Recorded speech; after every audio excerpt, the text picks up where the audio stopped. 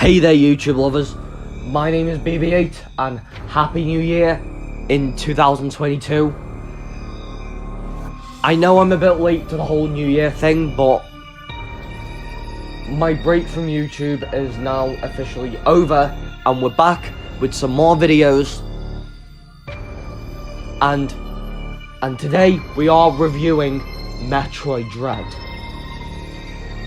And it was just about lucky that I completed the game in time for January 4th, just so I can put my review on YouTube. Now, before we get into the review, I'm gonna explain how the reviews on the channel are gonna work. So, on the channel, I will be reviewing new games that released between 2010 and 2020, retro games, DLC, gaming tech, and video game movies. And then at the end of the video, I will give whatever I'm reviewing a certain number out of 10, suggesting if the game was good or bad. And the rules of the reviews are: for games, I have to complete the story in full; for gaming tech, I have to own it for at least 72 hours; and for video game movies, I must have seen the entire movie for the review to count. And with that being said, let's get into the reviews, shall we? Just as a warning before we start the review, this review does contain spoilers, so if you have not played Metroid Dread yet, I do advise that you click away from the video. But if you have played Metroid Dread, I guess you can crack on with the review then. So let's get into it, shall we?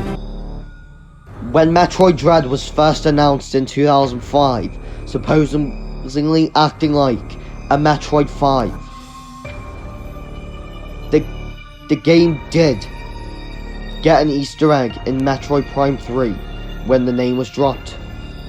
Metroid Dread was re-announced at E3 2021, and Nintendo themselves did confirm that it was the cancelled Metroid game we should have got 16 years earlier, but went through development hell due to hardware limitations on the Nintendo DS, but finally released on Nintendo Switch in 2021, being the first time we've had a 2D Metroid game in over 20 years, excluding Metroid Samus Returns for the Nintendo 3DS, which was a remake of Metroid 2, The Return of Samus for the Game Boy. Taking place after the events of Metroid Fusion, upon receiving a distressing video of an X-parasite running loose on planet ZDR, the Galactic Federation dispatches 7 EMI robots to investigate the matter, each EMI having their own unique ability. For example, the blue one can freeze Samus when detected, and the purple one can slow Samus down so it can catch up to her, and the yellow one is really fast, with each EMI giving Samus a new ability when defeated. Back to the story. The Galactic Federation lose contact with the EMI after they land on the planet.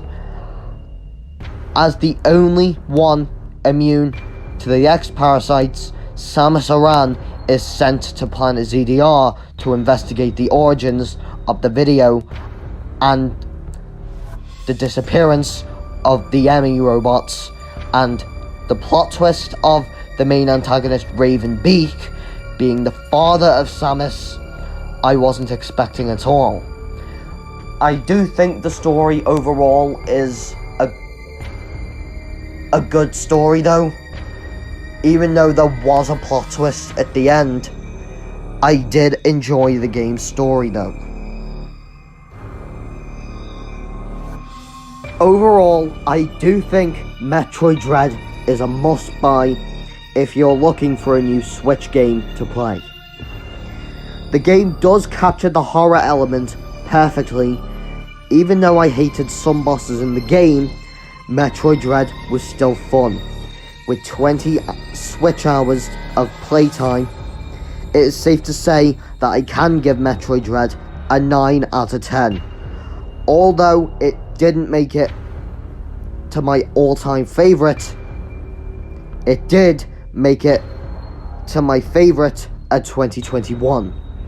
With my top 5 being New Pokemon Snap, 5th place, 4th place being Monster Hunter Rise, 3rd place being Forza Horizon 5, 2nd place being Halo Infinite, and my personal Game of the Year 2021.